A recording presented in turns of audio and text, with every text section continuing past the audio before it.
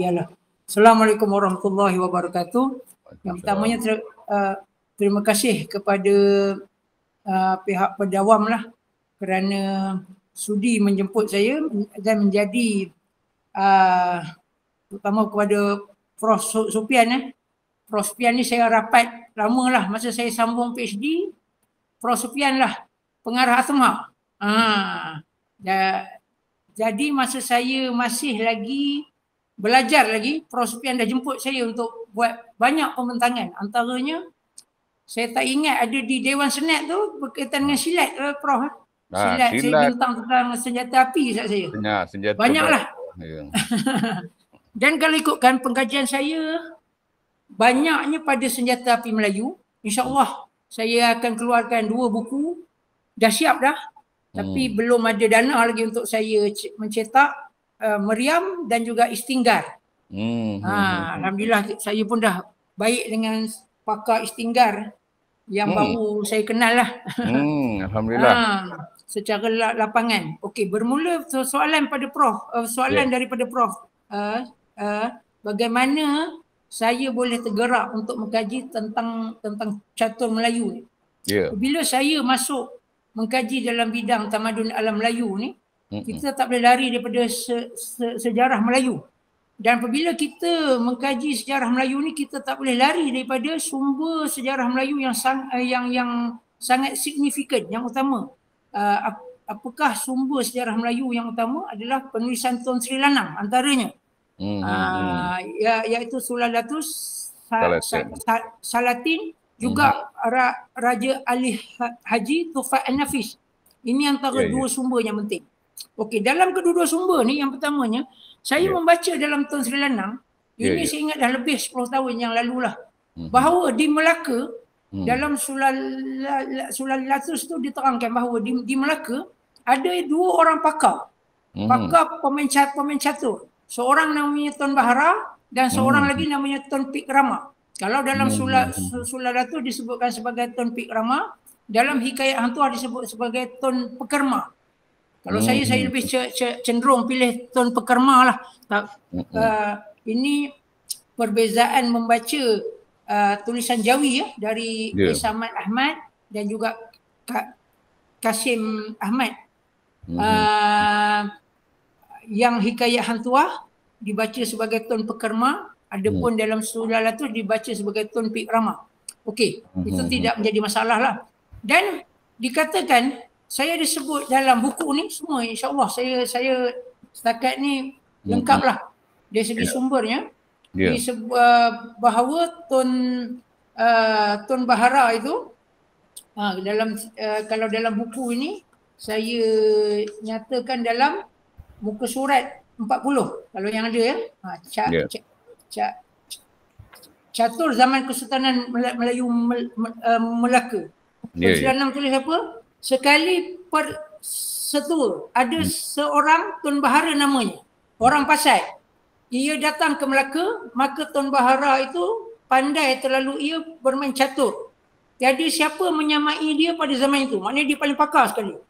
Maka bercaturlah Tun Bahara itu dengan orang Melaka. Lawannya itu berfikir, maknanya Tun Bahara ni, dia bila lawan orang tu jenuh membingkir, dia relax je. Dia kata betul, lawannya tu berfikir, ia tiada berfikir. Pandang kiri, pandang kanan sambil ia bersyair, berbait dan bergurindam. Maknanya dia sangat pakar.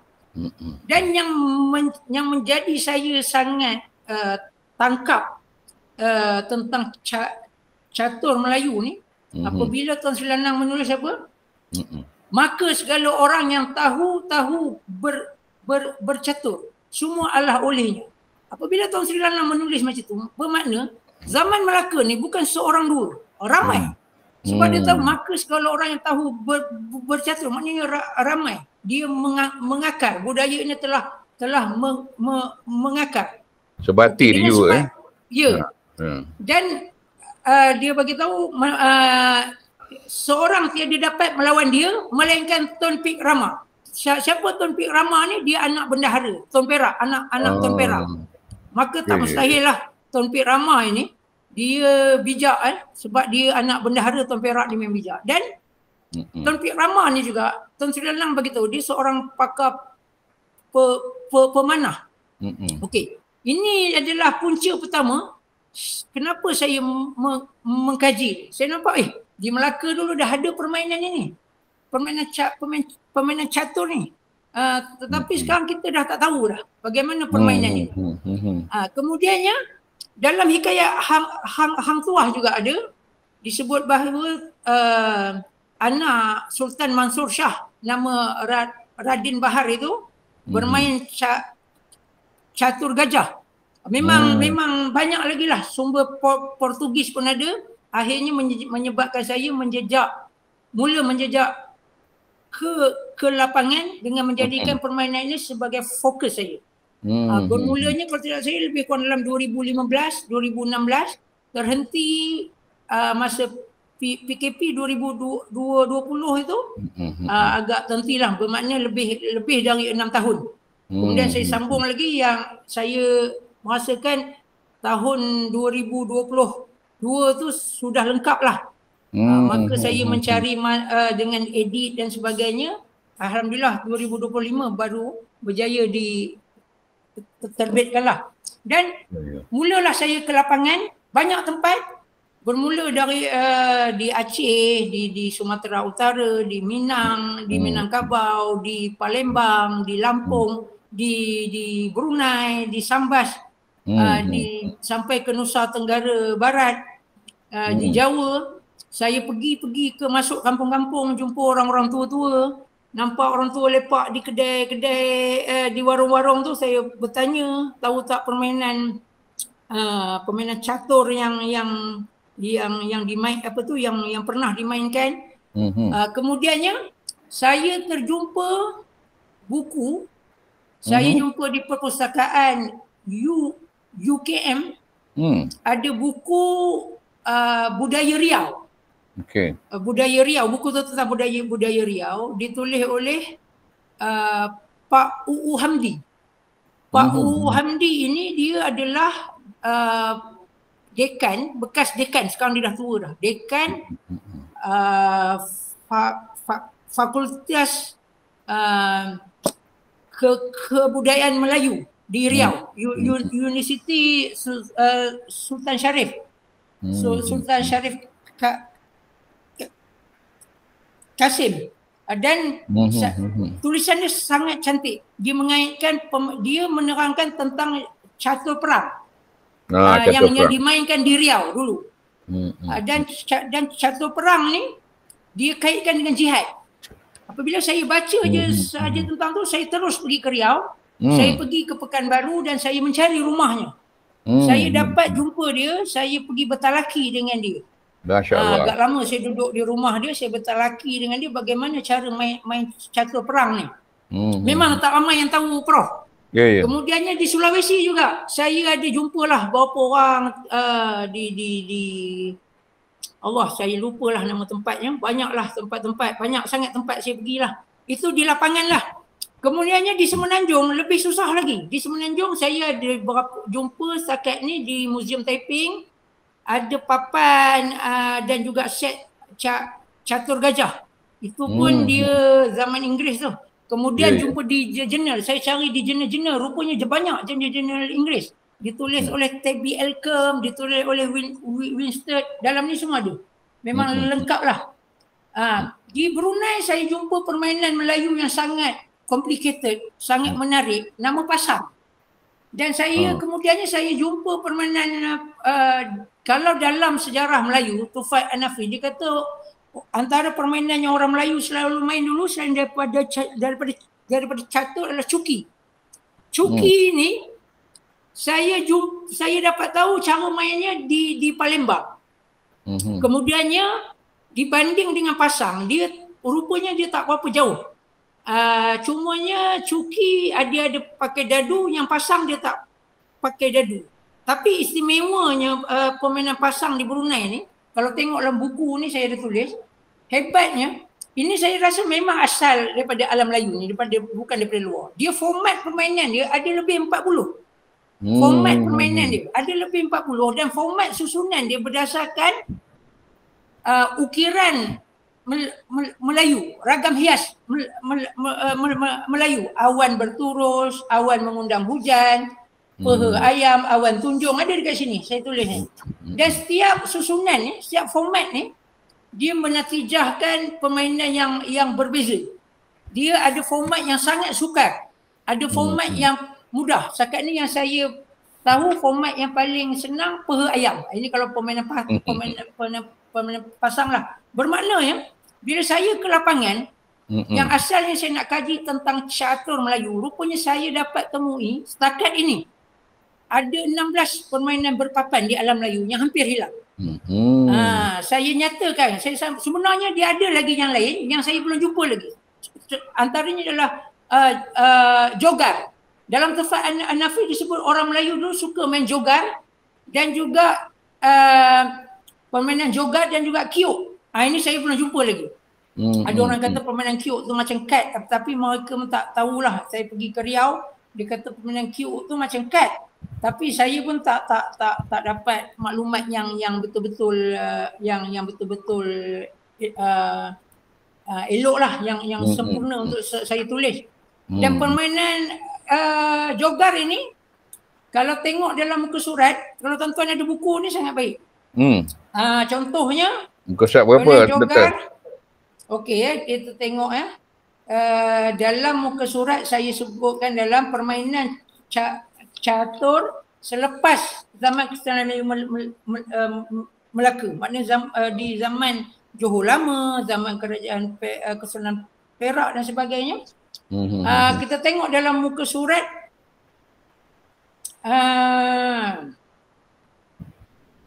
apa tu, muka surat muka surat 46. Okey, hatta tu atas sekali Melayu menyatakan seperti berikut. Hatta maka duli yang di-Pertuan Sultan Muzaffar Shah pun. Ini adalah daripada hikayat Misa Melayu. Karangan Raja Chulan. Misa Melayu bagi tahu bahawa adapun akan segala anak raja pun sekalian bermainlah di balai kepada masing-masing yang digemarinya. Ada yang berlawan bermain catur dan bermain jogar. Bermain jogar, maknanya dia permainan. Hari ini kita dah tak tahu dah macam mana main jogar tu. Saya cari. Saya masih belum jumpa lagi. InsyaAllah saya rasa saya akan jumpa. Selalunya orang-orang Inggeris ni dia akan menulis. Tapi saya dah semak dekat UKM tu tingkat bawah, tingkat 3 tu dia ada jurnal Prof, jurnal ada jurnal Inggeris lah. Ada jam beras, kemudian ada yang lain-lain lah. Saya semak tu. Setiap jurnal tu saya semak lah. Memang jogar saya tak jumpa. Yang saya jumpa adalah pacih. Kalau tengok yang pacih ni, saya memang 100% dapat maklumatnya daripada penulisan Inggeris. Yang mana permainan pacih ni daripada jurnal daripada jambrat, daripada apa tu? Jurnal Royal Asiatic Society ditulis oleh Oti Duset. Permainan ni dulu masyhur di Pulau Pinang.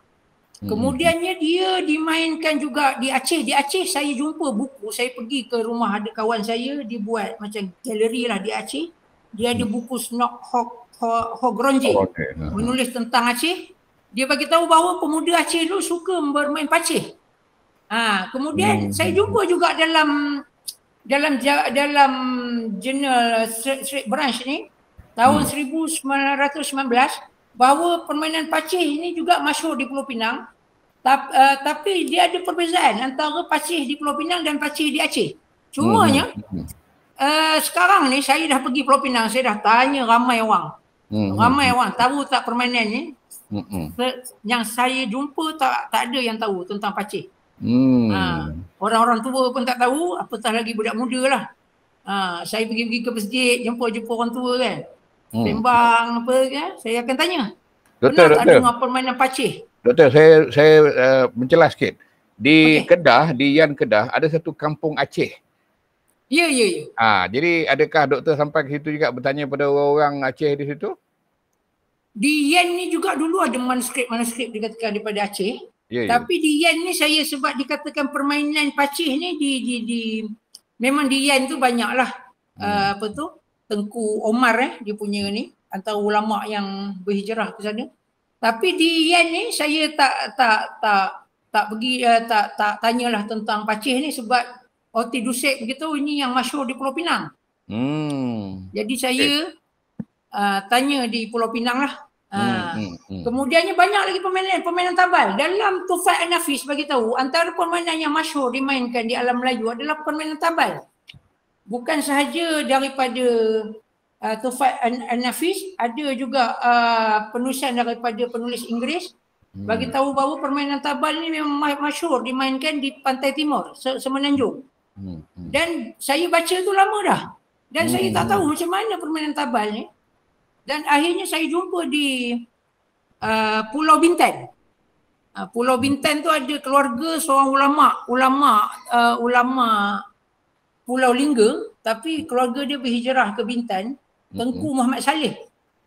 Ulama ni Tengku Muhammad Saleh ni hanya keluarga dia saja yang ada simpan set tabal tu.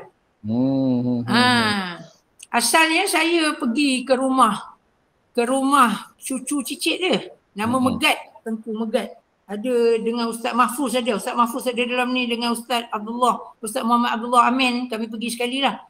Sampai kami tujuannya nak kaji manuskrip. Tapi sampai di rumah dia saya nampak ada gambar. Ini macam main ni nampak macam lain sikit ni. Rupanya dia sebut dia main tabal.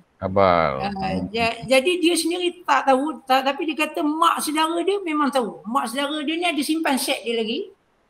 Set dia ni ada dan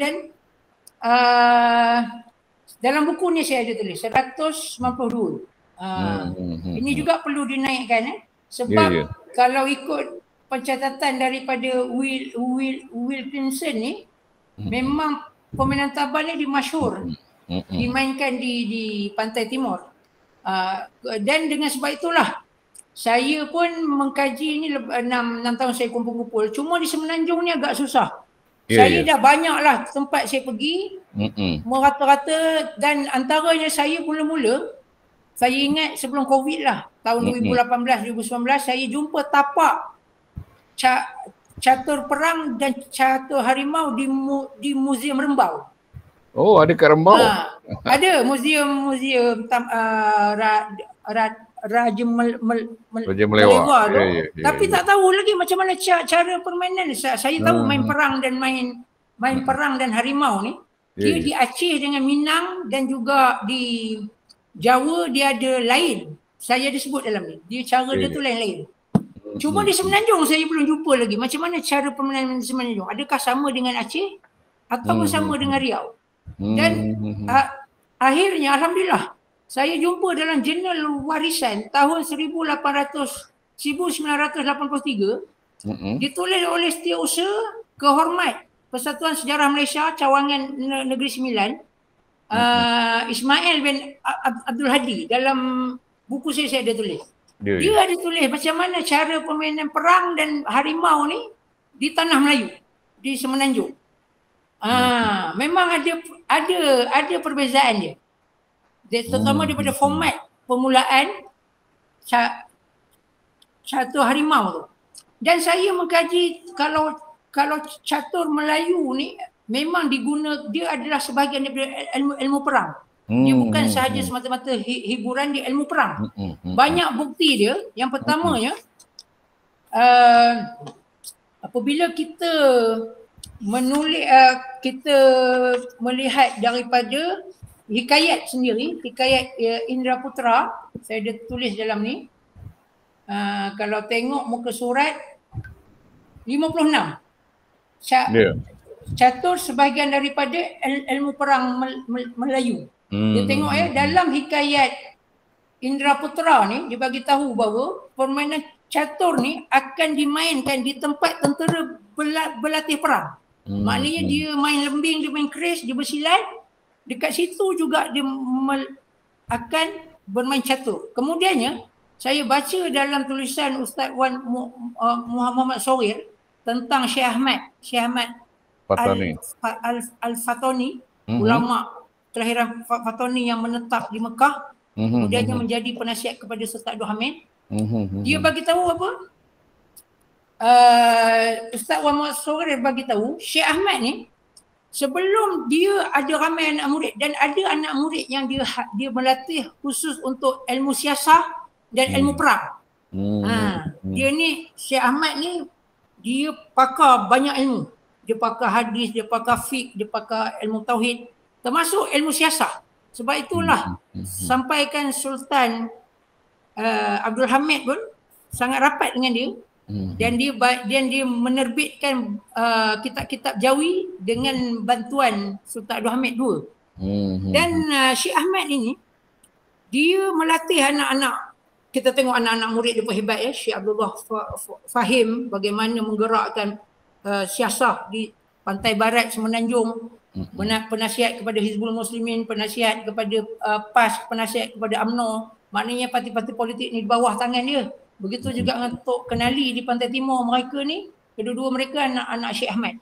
Ustaz Wan Muhammad Sawir bagi tahu, Syekh Ahmad ni sebelum dia nak mengajar anak murid dia ilmu persilatan, dia akan ajar ilmu catur dulu. Maknanya ilmu persilatan di alam Melayu dulu dia tak boleh dipisahkan dengan permainan catur. Maknanya ulama dulu memang dia pakar. Dan buktinya, saya masukkan juga dalam buku ni, bahawa ketika Belanda perang dengan Aceh, Belanda telah menjumpai tentera Aceh ni, dia main catur. Catur perang dan harimau. Sehingga kan Belanda bawa ke Belanda memperkenalkan permainan ni dan dinamakan sebagai Tengku Umar Spell.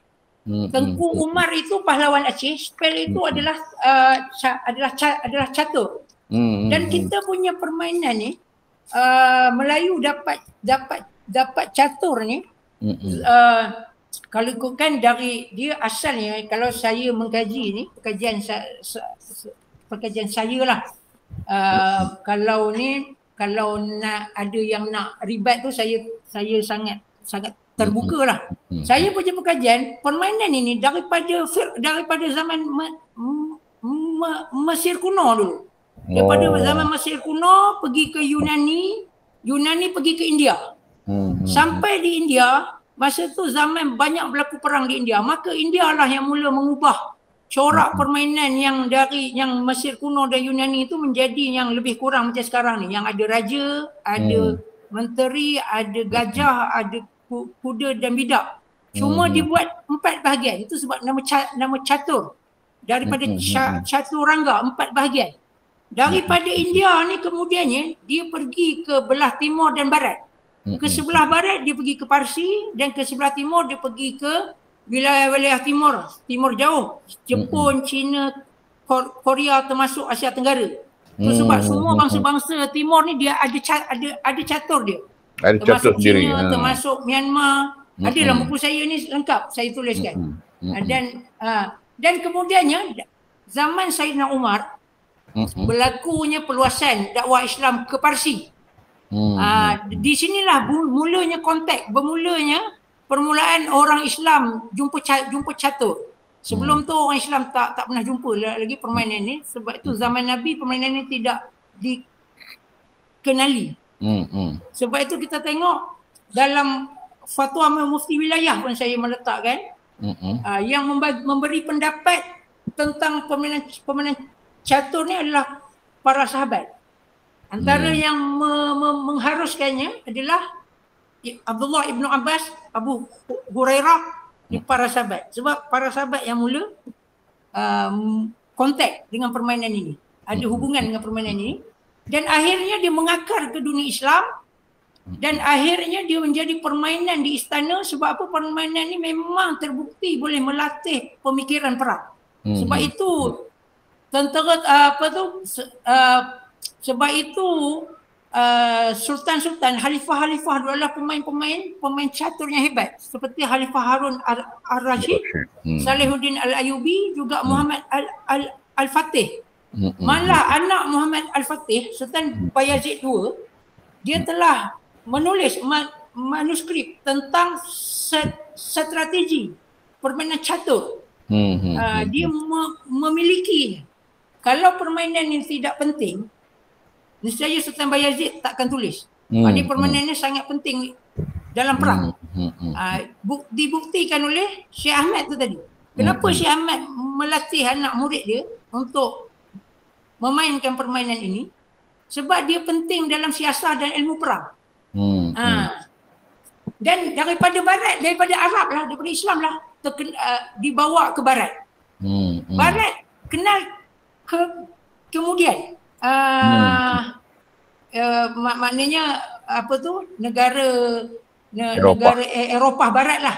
Eropah Barat, Spanyol, Portugal yang kemudian menjadi kuasa dunia ni. Spanyol, Portugal, Inggeris, Perancis, Jerman ni mereka kenal lambat. Mereka dapat daripada orang Islam. Pertamanya melalui Andalusia, saya ada tulis dalam buku saya ni. Yang keduanya melalui Perang Salib. Masa Perang Salib lah tentera Islam mengajar mereka permainan ini. Maka dengan sebab itulah perkataan chess itu sendiri daripada perkataan Shah. Daripada perkataan Shah. Raja. Sebabkan Shah ini daripada bahasa Parsi bermakna raja. Kan dalam caturnya ada buah raja. Dia sebut Shah. Kemudiannya orang Arab sendiri, orang Islam pun mengambil juga perkataan itu. Dalam ada pergerakan disebut Shah dan juga Shahmat. Yang kemudiannya dia jadi checkmate. Kalau Melayu disebut sebagai Shahmat. Syahmati. Dalam Melayu disebut sebagai Shahmat. Kemudiannya daripada perkataan Shah inilah timbulnya perkataan chess, perkataan stacho yang disebut oleh orang Portugal dan Spanyol kerana mereka ambil budaya permainan daripada orang Islam di Andalusia. Maka daripada sinilah, daripada barat inilah timbulnya permainan catur yang moden pada hari ini. Orang Melayu pada mulanya sebelum Islam dia dapat permainan ni daripada India. Kalau gajah lah, ini yang gajah. Kalau sebab Melayu ni dia banyak catur. Tapi yang kata yang lebih kurang macam antarabangsa ni adalah catur gajah.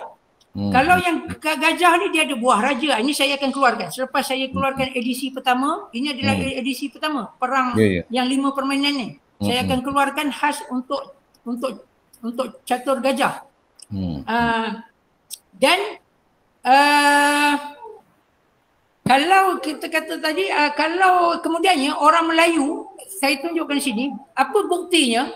Di Sumatera Utara ada seorang pegawai Belanda abad ke-19, dia jumpa bongkah batu macam buah catur. Besar-besar.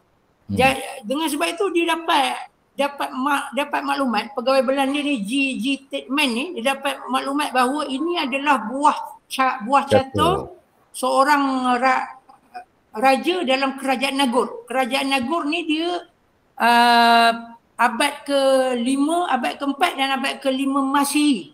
Dia daripada abad ke-2 hingga abad ke-5 Masihi. Ini sebelum kelahiran, sebelum Nabi Muhammad SAW dilahirkan, kerajaan ini sudah ada.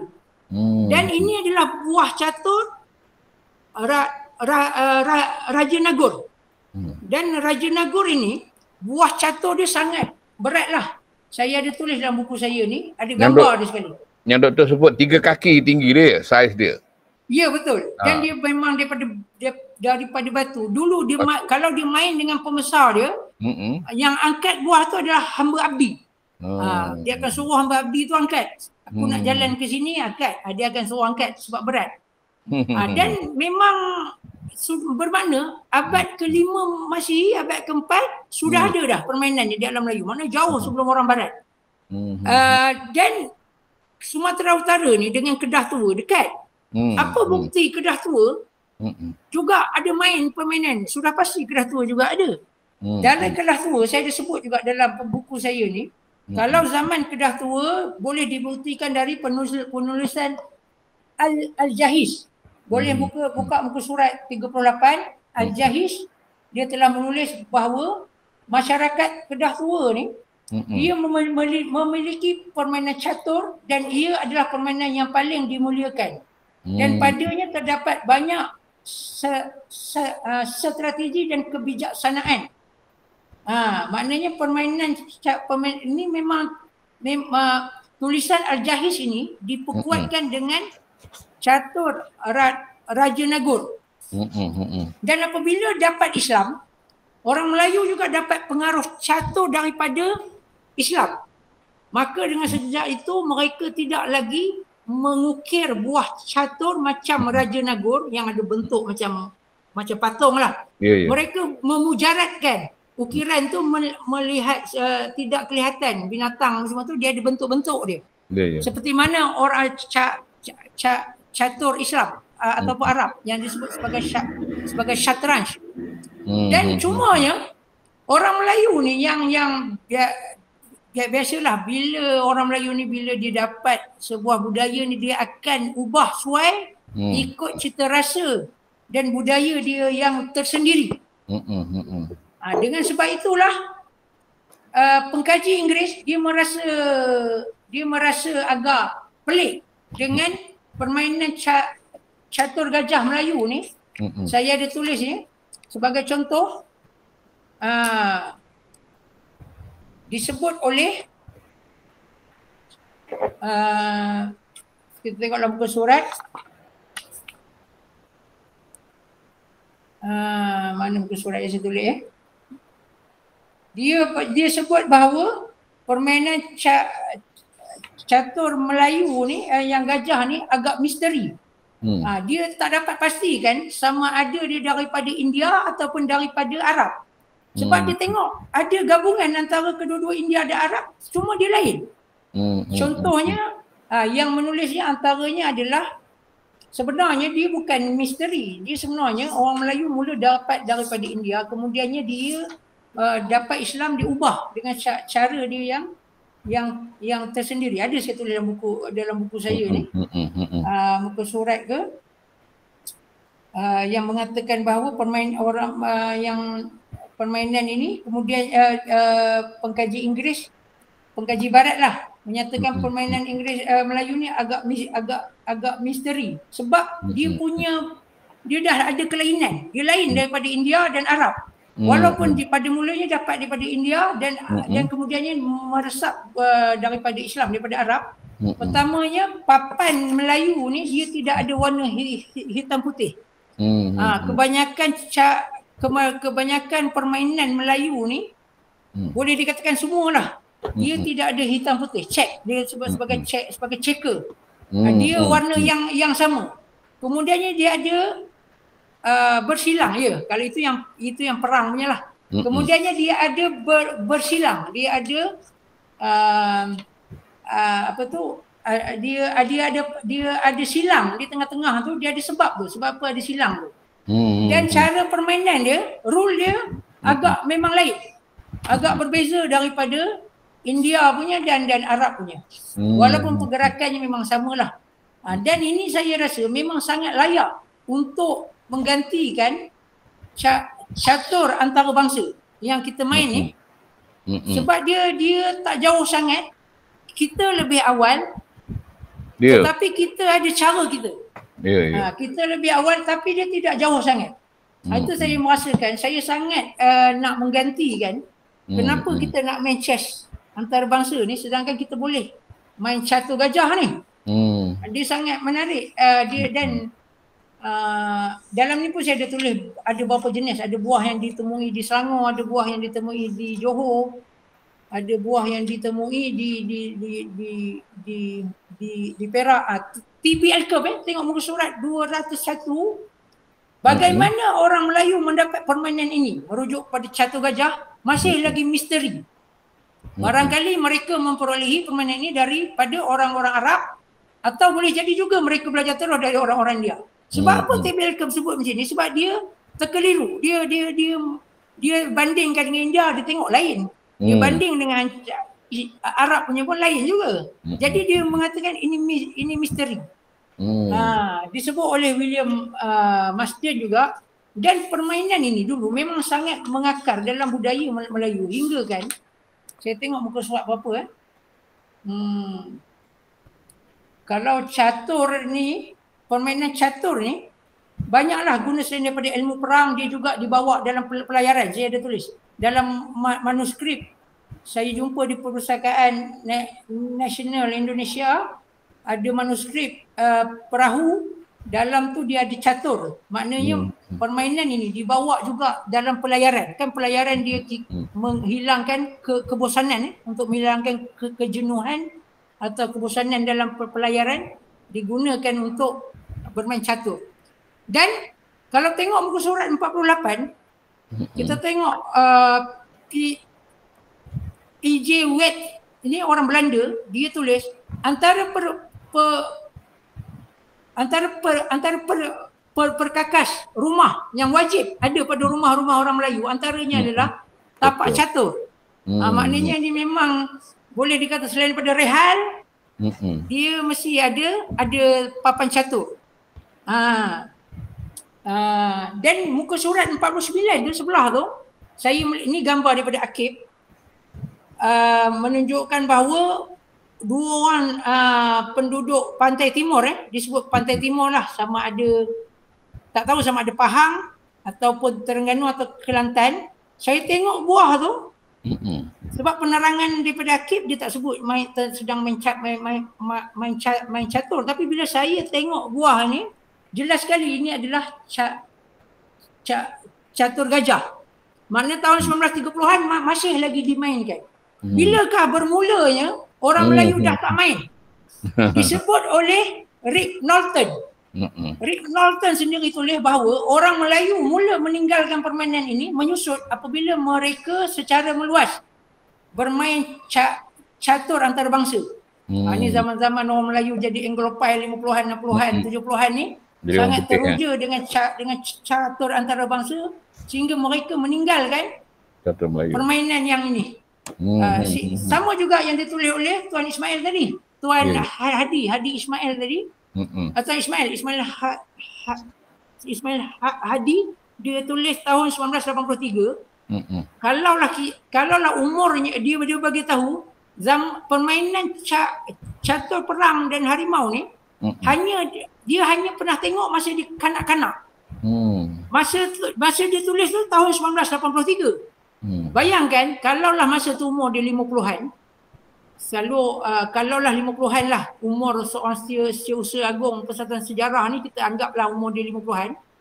Kalaulah kanak-kanak dia umur 10 tahun, kita tolak 40 daripada 1983, lebih kurang dalam 1940-an. Dia pernah tengok. Maknanya tahun 1980-an pun permainan ni telah dilupakan. Orang dah tak tahu dah. Ini bukan saya yang sebut, ya. Tuan Ismail ni yang sebutlah. Ismail Hadi ada saya tulis dalam buku saya ni.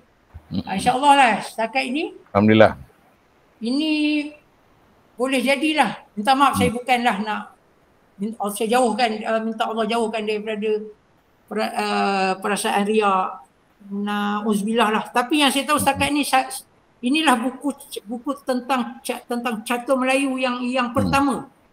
Sebelum ni ada, cuma dalam artikel, tapi tidak lengkap lah. Ada sikit sangat. Sikit sangat, susah nak cari.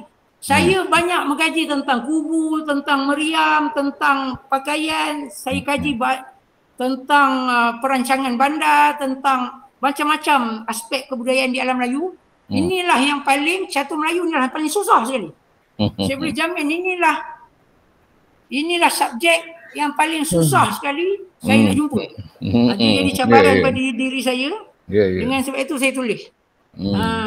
Doktor, kalau doktor dah benda ni dijadikan satu tesis, dah dapat satu lagi tesis PhD tadi. Itulah dia. Betul. Tapi saya dapat tentang meriam. Buat meriam.